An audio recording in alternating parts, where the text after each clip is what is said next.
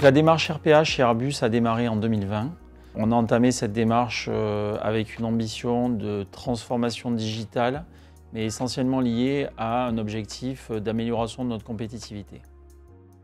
On a fait un choix stratégique de prendre un partenaire qui était capable de nous accompagner depuis les phases très amont du processus d'identification des idées jusqu'à la maintenance des robots une fois qu'ils étaient en place sur la plateforme et en passant par le développement et la réalisation de ces robots.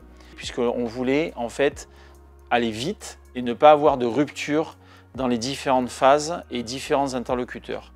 Ce qui nous permet aujourd'hui donc d'avoir des cycles quand même de production de robots efficaces et de pouvoir industrialiser rapidement. Et d'ailleurs, on est en avance aujourd'hui sur notre point de passage par rapport à nos 100 robots à l'horizon de l'OP, ce qui fait qu'aujourd'hui, on est quand même dans une très bonne dynamique.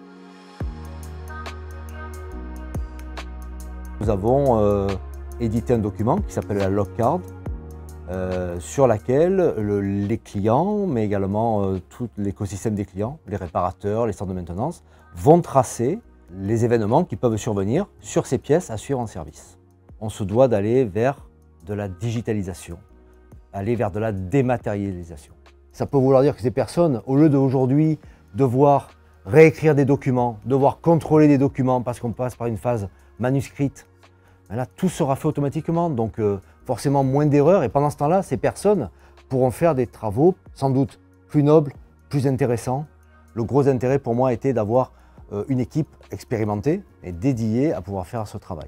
Si on considère l'ensemble des robots qui sont en exécution sur notre plateforme industrielle, plus ceux qui sont en développement, on a un équivalent, un volume d'heures de 50 000 heures qui sont aujourd'hui de travail annuel, qui sont transférés et automatisés. Et donc c'est un résultat quand même qui est tangible pour l'entreprise en termes d'optimisation de l'activité.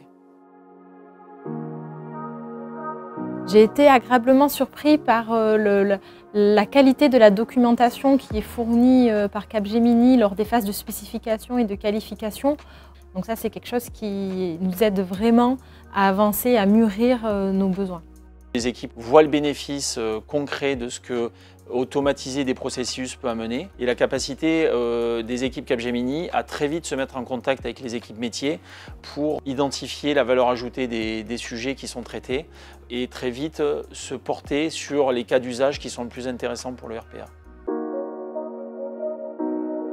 On peut avoir comme objectif d'avoir des robots qui sont couplés avec d'autres technologies et d'autres transformations digitales, comme de l'intelligence artificielle, de la reconnaissance d'écriture. Et pour nous, c'est vraiment une ambition de progressivement mixer ces différentes approches de transformation digitale pour amener encore plus de valeur ajoutée.